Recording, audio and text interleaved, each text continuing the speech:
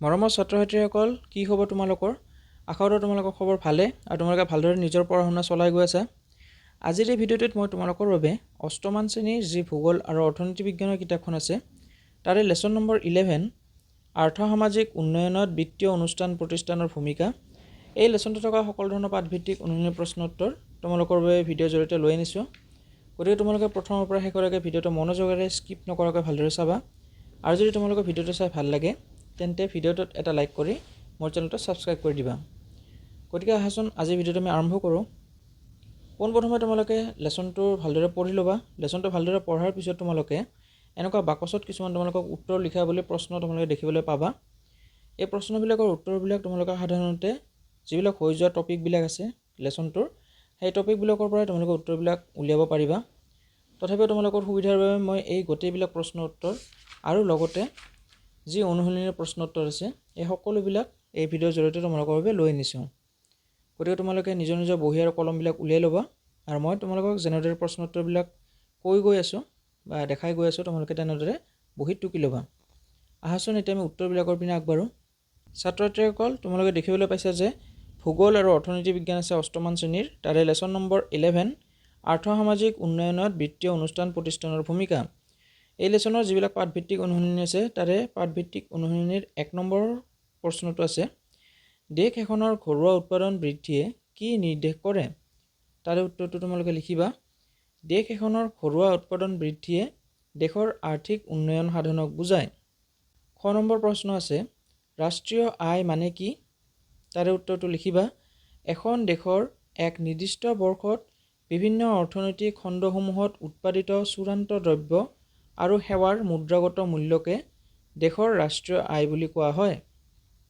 গ নম্বৰ আছে, এখন দেশত জনমূৰি আয় কেতিয়া বৃদ্ধি হয়? তাৰে উত্তৰটো লিখিবা। দেশৰ জনসংখ্যা বৃদ্ধিৰ হাৰতকৈ ৰাষ্ট্ৰীয় আয় বৃদ্ধিৰ হাৰ অধিক হ'লে দেশত জনমূৰি আয়ৰ পৰিমাণ বৃদ্ধি পায়। খ নম্বৰ প্ৰশ্ন আছে, উৎপাদন বৃদ্ধিৰ ফলত কি বৃদ্ধি পায়? তাৰে উত্তৰটো লিখিবা। উৎপাদন বৃদ্ধিৰ ফলত দেশ এখনৰ অৰ্থনৈতিক আৰু সামগ্ৰিক মান উন্নয়নৰ হাৰ বৃদ্ধি পায়। ইয়াৰ পিছত 9 নম্বৰ প্ৰশ্নটো আছে, ধাৰে দিয়া টকাৰ বিনিময়ত ব্যৱসায়ীয়ে কি আদায় কৰে? তাৰে উত্তৰটো লিখিবা। ধাৰে দিয়া টকাৰ বিনিময়ত সেই ব্যৱসায়ীয়ে সুদ আদায় কৰে। প্ৰথম 6 নম্বৰ প্ৰশ্ন আছে, বেংকক কি অনুষ্ঠান বুলি কোৱা হয়? তাৰে উত্তৰটো লিখিবা। বেংকক বিত্তীয় অনুষ্ঠান বুলি কোৱা হয়। দ্বিতীয় 6 নম্বৰ প্ৰশ্ন আছে, আধুনিক অৰ্থব্যৱস্থাত কিহৰ ভূমিকা অন্যতম? ইয়াৰে উত্তৰটো লিখিবা। আধুনিক অৰ্থব্যৱস্থাত ঋণৰ ভূমিকা অন্যতম। তাৰপিছত জ নম্বৰ প্ৰশ্ন আছে, উৎপাদনৰ কাৰণে উৎপাদনকাৰীক কিহৰ প্ৰয়োজন? উত্তৰটো লিখিবা। উৎপাদন কাৰ্যৰ বাবে উৎপাদনকাৰীক যথেষ্ট মূলধন বা পুঁজিৰ প্ৰয়োজন। অৰ্থাৎ উৎপাদনকাৰীক উৎপাদন কৰিবৰ বাবে টকা পইচাৰ প্ৰয়োজন হয়। 6 নম্বৰ প্ৰশ্ন, কাগজী মুদ্ৰা কি বেংকে ছপা কৰে? তাৰে উত্তৰটো লিখিবা। কাগজী মুদ্ৰা কেন্দ্ৰীয় বেংকে ছপা কৰে। 9 নম্বৰ প্ৰশ্ন, বেংকে কাৰ কাৰ মাজত যোগসূত্ৰ স্থাপন কৰে? তাৰে উত্তৰটো লিখিবা। বেংকে সঞ্চয়কাৰী আৰু বিনিয়োগকাৰীৰ মাজত যোগসূত্ৰ স্থাপন কৰে। ছাত্ৰ-ছাত্ৰীসকল, তোমালোকে যদি এইখিনিলৈকে মোৰ এই ভিডিঅ'টো চাই আছা তেন্তে তোমালোকক বহুত বহুত ধন্যবাদ। আশা কৰোঁ তোমালোকৰ এতিয়ালৈকে ভিডিঅ'টো চাই ভালে লাগি আছে। তোমালোকে প্লিজ এটা কাম কৰি দিবা মোৰ বাবে, যে তোমালোকে এই ভিডিঅ'টো চাই কেনেকুৱা পাইছা এবাৰ মোক কমেণ্ট ছেকশ্যনত জনাই দিবা। আৰু ইয়াৰ লগতে তোমালোকে যদি ভিডিঅ'ৰ যিবিলাক প্ৰশ্ন উত্তৰ আছে সেইবিলাক যদি ভালকৈ ক্লিয়াৰলি তোমালোকে দেখিবলৈ পোৱা নাই তেন্তে তোমালোকে ভিডিঅ'ৰ ছেটিঙত গৈ যি ৰিজলিউশ্যন আছে সেই ৰিজলিউশ্যনটো বঢ়াই ল'বা। তেতিয়া তোমালোকে ভালদৰে ভিডিঅ'ৰ প্ৰশ্ন উত্তৰবিলাক দেখিবলৈ পাবা। এতিয়া আহাচোন আমি ইয়াৰ পিছত কি কি প্ৰশ্ন আছে চাই লওঁ। 9 নম্বৰ প্ৰশ্নটো আছে, উত্তৰ পূব পৰিষদৰ কাৰ্যালয় ক'ত অৱস্থিত? তাৰে উত্তৰটো লিখিবা।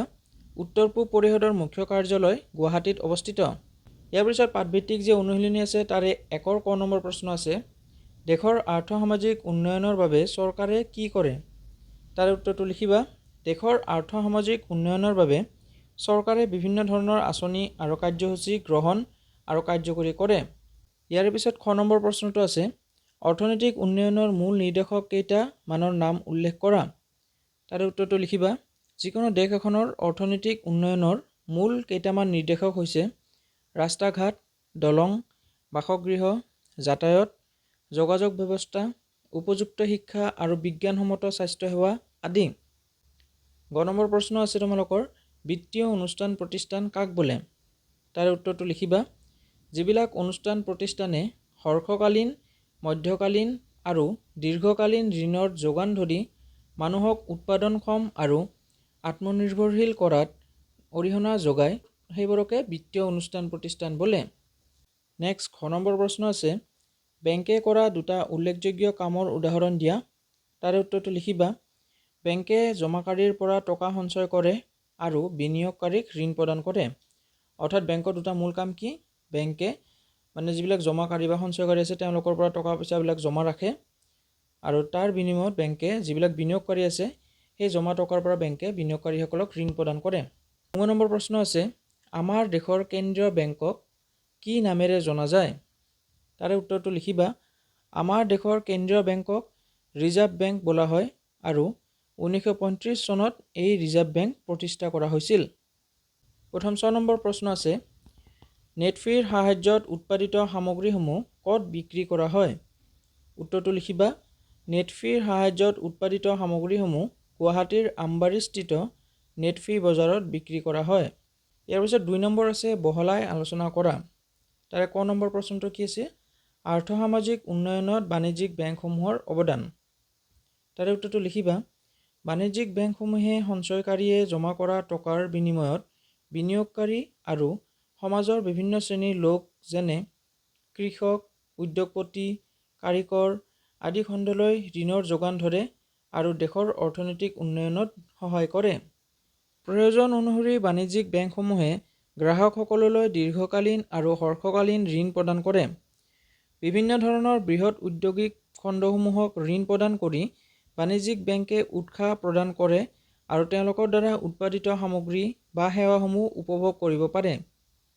বাণিজ্যিক বেংকসমূহে ছাত্ৰ-ছাত্ৰীসকলক শিক্ষাগত ঋণ প্ৰদান কৰি উচ্চ শিক্ষাৰ প্ৰতি তেওঁলোকৰ ধাউতি বৃদ্ধি কৰে আৰু দেশৰ মানৱ সম্পদ উন্নয়নৰ ভেটি মজবুত কৰি গঢ়ি তোলে। ছাত্ৰ-ছাত্ৰীসকল, এতিয়া খ নম্বৰ প্ৰশ্ন কি আছে চাবা। উত্তৰ-পূব ভাৰতৰ অৰ্থনৈতিক বিকাশত উত্তৰ-পূব পৰিষদ আৰু উত্তৰ-পূব উন্নয়ন বিত্তীয় নিগমৰ ভূমিকাৰ বিষয়ে লিখা। এই প্ৰশ্নটো তোমালোকে দুটা খলপত ভগাই তোমালোকে লিখিব পাৰা, কাৰণ পোনপ্ৰথমে তোমালোকক সুধিছে যে উত্তৰ-পূব ভাৰতৰ অৰ্থনৈতিক বিকাশত উত্তৰ-পূব পৰিষদ এইটো এটা বেলেগ তোমাৰ পৰিষদ আৰু উত্তৰ-পূব উন্নয়ন বিত্তীয় নিগম এইটো এটা বেলেগ অনুষ্ঠান। এই দুটা অনুষ্ঠানৰ কি ভূমিকা আছে সেই তাৰ বিষয়ে তোমালোকক লিখিব দিছে। এনচাৰটো তোমালোকে এনেকৈ লিখিব পাৰা, চাই ল'বা। উত্তৰ-পূব ভাৰতৰ অন্তৰ্গত ৰাজ্যসমূহক বিত্তীয় সাহায্য আগবঢ়োৱাৰ উদ্দেশ্যেৰে 1995 চনত উত্তৰ-পূব উন্নয়ন বিত্তীয় নিগম বা যাক আমি নেটফ্ৰী বুলিও কওঁ, সেই নেটফ্ৰীৰ গঠন কৰা হয়। ইয়াৰ উপৰিও 1971 চনত উত্তৰ-পূব পৰিষদৰ গঠনৰ দ্বাৰা এই বৃহৎ অঞ্চলটোৰ সামগ্ৰিক উন্নয়নৰ ব্যৱস্থা কৰা হয়। উত্তৰ-পূব পৰিষদে সুষম আঞ্চলিক উন্নয়নৰ জৰিয়তে আঞ্চলিক ভাৰসাম্যতা ৰক্ষা কৰে, অসমতা দূৰ কৰি ৰাজ্যবিলাকৰ মাজত সহযোগিতা, সুসংহত প্ৰচেষ্টা আৰু ঐক্য বৃদ্ধি কৰে। উত্তৰ-পূব ভাৰতৰ ৰাজ্যসমূহৰ মাজত একতা আৰু পৰস্পৰ উন্নয়নৰ মনোভাৱ গঢ়ি তোলাৰ ক্ষেত্ৰত নেটফ্ৰীয়ে গুৰুত্বপূৰ্ণ ভূমিকা গ্ৰহণ কৰে। নেটফ্ৰীয়ে উত্তৰ-পূৰ্বাঞ্চলৰ জলবায়ু আৰু বজাৰৰ লগত খাপ খুৱাই মূল্যৱান আৰু ঔদ্যোগিক উদ্ভিদ, শস্য ইত্যাদিৰ খেতি কৰাত গুৰুত্ব প্ৰদান কৰে। নেটফ্ৰীয়ে ক্ষুদ্ৰ উদ্যোগ, কুটিৰ উদ্যোগ, হস্ততাঁত আৰু বস্ত্ৰ উদ্যোগ, আত্মসহায়ক গোট আদিৰ দ্বাৰা উৎপাদিত বস্তু বিক্ৰীৰ বাবে বিভিন্ন ধৰণৰ সা-সুবিধা আগবঢ়ায়। গ নম্বৰ প্ৰশ্নটো চাবা। আত্মসহায়ক গোট গঠনৰ লক্ষ্য আৰু উদ্দেশ্যসমূহ কি কি? তাৰে উত্তৰটো তোমালোকে এনেকৈ লিখিব পাৰা। আত্মসহায়ক গোট গঠন হৈছে উৎপাদনমূলক কামত নিয়োজিত হৈ আৰ্থিকভাৱে স্বাৱলম্বী হ'ব বিচৰা জনসাধাৰণৰ এটা থোপ বা গোট। আত্মসহায়ক গোট গঠনৰ লক্ষ্য আৰু উদ্দেশ্যসমূহ হ'ল: ক নম্বৰ, আত্মসহায়ক গোট গঠনৰ জৰিয়তে সমূহীয়াভাৱে কাম কৰাৰ শক্তি আৰু উদ্যম সৃষ্টি কৰা। খ নম্বৰ, উন্নয়নমূলক আঁচনিৰ জৰিয়তে বিত্তীয় প্ৰতিষ্ঠানৰ পৰা ঋণ গ্ৰহণৰ সুবিধা লোৱা। গ নম্বৰ, গোটৰ সদস্যসকলে সমূহীয়াভাৱে অৰ্থনৈতিক কাৰ্যসূচী গ্ৰহণ কৰা। আৰু ঘ নম্বৰ, গোটৰ সদস্যসকলৰ মাজত সঞ্চয়ৰ অভ্যাস গঢ়ি তোলা। ইয়াৰে পিছত 3 নম্বৰ প্ৰশ্নটো তোমালোকৰ কি আছে চাবা। 3 নম্বৰ প্ৰশ্ন, চমু টোকা লিখা। তাৰে ক নম্বৰ আছে সমবায় বেংক। তাৰে উত্তৰটো তোমালোকে এনেকৈ বনাই লিখিব পাৰা। সমবায় বেংকসমূহ কম সুদৰ হাৰত সহজলভ্য ঋণ প্ৰদান কৰে আৰু দুখীয়া শ্ৰেণীৰ শোষণৰ বিৰুদ্ধে সহায় কৰাৰ উদ্দেশ্যেৰে গঠিত হৈছিল। সমবায় বেংকসমূহ কম সুদত দুখীয়া কৃষক, শিপিনী, ক্ষুদ্ৰ উদ্যোগী আদিলৈ উৎপাদনমুখী কামৰ বাবে হ্ৰস্বম্যাদী ঋণৰ যোগান ধৰে। সমবায় বেংক ব্যৱস্থাটো প্ৰধানকৈ তিনিখলপীয়া হোৱা দেখা যায়।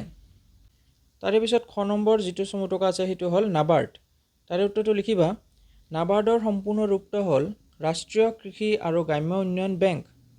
নাবাৰ্ডৰ গঠন হৈছিল 1982 চনত। এই বেংকে সকলো প্ৰকাৰৰ কৃষি ঋণৰ লগতে গ্ৰাম্য উন্নয়নৰ বাবে বিভিন্ন আঁচনি, প্ৰকল্প আদিৰ বাবে ঋণৰ যোগান ধৰে। এই ঋণসমূহ হ্ৰস্বকালীন আৰু দীৰ্ঘকালীন হিচাপে আগবঢ়োৱা হয়। ইয়াৰে পিছত গ নম্বৰটো আছে কেন্দ্ৰীয় বেংক। তাৰে উত্তৰটো অৰ্থাৎ চমু টকাটো এনেকৈ লিখিব পাৰা। দেশ এখনৰ সমগ্ৰ বেংক ব্যৱস্থাটোৰ মুৰব্বী হৈছে কেন্দ্ৰীয় বেংক। কেন্দ্ৰীয় বেংকৰ প্ৰধান কাম হৈছে কাগজী মুদ্ৰাৰ যোগান ধৰা আৰু অৰ্থব্যৱস্থাত বেংকসমূহৰ বেংক হিচাপে কাৰ্য সম্পাদন কৰা। কেন্দ্ৰীয় বেংকে এক প্ৰকাৰেৰে চৰকাৰৰ বেংক হিচাপেও কাম কৰে। ভাৰতীয় ৰিজাৰ্ভ বেংক হৈছে ভাৰতৰ ৰিজাৰ্ভ বা কেন্দ্ৰীয় বেংক। অৰ্থাৎ ভাৰতৰ যোনটো কেন্দ্ৰীয় বেংক, সেই কেন্দ্ৰীয় বেংকটোৱে ভাৰতৰ যি টকা বা কাগজী মুদ্ৰা আছে সেই কাগজী মুদ্ৰা ছপা কৰে আৰু যিবিলাক ভাৰতৰ বেংকসমূহ আছে সেই বেংকবিলাকৰ বেংক হিচাপে কাম কৰে, অৰ্থাৎ গাৰ্জেন হিচাপে কাম কৰে। ভাৰতৰ কেন্দ্ৰীয় বেংকটোৰ নাম কি ক'লোঁ? ভাৰতৰ কেন্দ্ৰীয় বেংকটোৰ নাম হৈছে ভাৰতীয় ৰিজাৰ্ভ বেংক। নেক্সট খ নম্বৰ আছে আত্মসহায়ক গোট। তাৰে উত্তৰটো তোমালোকে এনেকৈ লিখিবা। আত্মসহায়ক গোট হৈছে উৎপাদনমূলক কামত নিয়োজিত হৈ আৰ্থিকভাৱে স্বাৱলম্বী হ'ব বিচৰা এক জনসাধাৰণৰ গোট।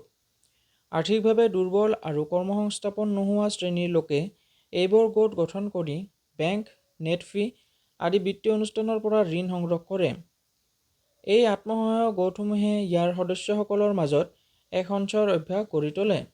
নেক্সট আৰু আজিৰ ভিডিঅ'ৰ অন্তিমটো প্ৰশ্ন, 4 নম্বৰ প্ৰশ্ন, শুদ্ধ অশুদ্ধ নিৰ্ণয় কৰা। অৰ্থাৎ তলত যিবিলাক তোমালোকক সেই ষ্টেটমেণ্ট দি দিছে সেই ষ্টেটমেণ্টবিলাক তোমালোকৰ শুদ্ধ হয়নে নহয় সেইটো নিৰ্ণয় কৰিব দিছে। প্ৰথম ক নম্বৰ ষ্টেটমেণ্টটো কি আছে চাবা। বৰ্ধিত জনমূৰি আয়ে দেশৰ উন্নয়নত অন্তৰায়ৰ সৃষ্টি কৰে। অৰ্থাৎ যি বৰ্ধিত জনমূৰি আয় হয় সেই জনমূৰি আয়ে দেশৰ উন্নয়নত বাধাৰ সৃষ্টি কৰে বুলি দিছে। এইটো অশুদ্ধ উত্তৰ। খ নম্বৰ ঔদ্যোগিক আৰু বিনিয়োগ বেংকে উদ্যোগ খণ্ডলৈ দীৰ্ঘকালীন ঋণ আগবঢ়ায়। এইটো এটা শুদ্ধ উত্তৰ। গ নম্বৰ আত্মসহায়ক গোটে কেন্দ্ৰীয় বেংকত ছেভিং বেংক একাউণ্ট খুলিব লাগে। এইটো সম্পূৰ্ণ অশুদ্ধ উত্তৰ। ঘ নম্বৰ নেটফিৰ মুখ্য কাৰ্যালয় শ্বিলঙত অৱস্থিত। এইটো সম্পূৰ্ণ অশুদ্ধ উত্তৰ, কিয়নো নেটফিৰ মুখ্য কাৰ্যালয় গুৱাহাটীত অৱস্থিত। আৰু ঙ নম্বৰ আৰ্থিকভাৱে সচ্ছল লোকসকলে আত্মসহায়ক গোটৰ সদস্য হ'ব পাৰে। তাৰ উত্তৰটো কি হ'ব? অশুদ্ধ। অৰ্থাৎ আত্মসহায়ক গোটৰ যিবিলাক সদস্য হয় তেওঁলোক আৰ্থিকভাৱে অত্যাধিক দুৰ্বল শ্ৰেণীৰ লোক হয়, তেওঁলোকে সেই আত্মসহায়ক গোটবিলাকৰ সদস্য হ'ব পাৰে। গতিকে ছাত্ৰ ছাত্ৰীসকল এইখিনি আছিল তোমালোকৰ অষ্টম শ্ৰেণীৰ যি ভূগোল আৰু অৰ্থবিজ্ঞানৰ কিতাপখন আছে তাৰে লেচন নম্বৰ 11 আৰ্থ সামাজিক উন্নয়নত বিত্তীয় অনুষ্ঠান প্ৰতিষ্ঠানৰ ভূমিকা। এই লেচনটো থকা সকলো ধৰণৰ পাঠভিত্তিক অনুশীলনী প্ৰশ্নোত্তৰ। আশা কৰোঁ তোমালোকৰ ভিডিঅ'টো চাই ভাল লাগিছে। যদি ভিডিঅ'টো চাই তোমালোকৰ ভাল লাগে তেন্তে তোমালোকৰ লগ বন্ধু বান্ধৱীৰ মাজত ভিডিঅ'টো যিমান পাৰে সিমান শ্বেয়াৰ কৰি দিবা আৰু আগলৈ এনেকৈ ইম্পৰ্টেণ্ট ভিডিঅ' চাবৰ বাবে মোৰ চেনেলটো ছাবস্ক্ৰাইব কৰি থৈ দিবা। আজিলৈ এইখিনিয়ে, ধন্যবাদ।